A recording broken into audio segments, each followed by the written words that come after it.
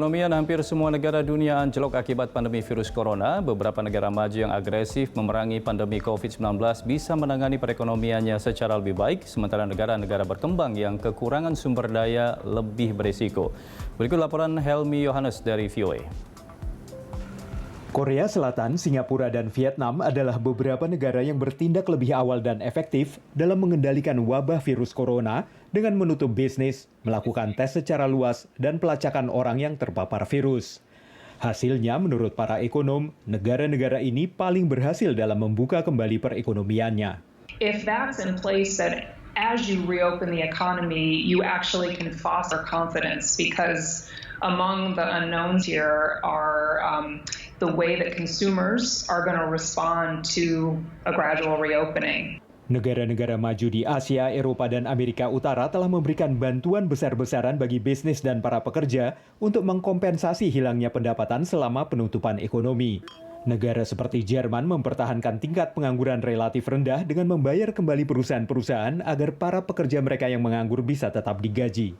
Amerika Serikat kehilangan banyak lapangan kerja selama pandemi dan jumlah warga yang meminta tunjangan pengangguran mencapai 36 juta lebih hingga pertengahan Mei. Adanya kesenjangan dalam program-program ini membuat banyak warga Amerika semakin tergantung pada bantuan makanan. Sementara negara berkembang yang berkutat melawan kemiskinan sebelum pandemi terpukul oleh penurunan tajam ekspor global dan pariwisata dunia. PBB memperingatkan adanya bahaya kelaparan dan telah meminta bantuan kemanusiaan hampir $7 miliar untuk membantu mereka yang paling berisiko.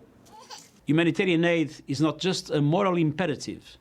It is a practical necessity to combat the virus. If COVID-19 wreaks havoc in the poorest classes, we are all at risk. Meski ada peningkatan kebutuhan bantuan ekonomi, pendukung fiskal konservatif menolak meningkatkan utang pemerintah Amerika yang telah melonjak triliunan dolar sejak pandemi dimulai. Mereka memperingatkan pengeluaran tidak terduga memerlukan kenaikan pajak dan langkah penghematan akan memperlambat pertumbuhan ekonomi di tahun-tahun mendatang. If we see that people are not going back to work, then there's going to be need for further assistance. And at that point, you start to get fatigue is one of the things that you'll hear mentioned. Hingga vaksin virus corona atau pengobatan yang andal bisa ditemukan, menurut para ekonom masih sulit untuk memperkirakan berapa lama atau seberapa parah penurunan ekonomi akan terjadi.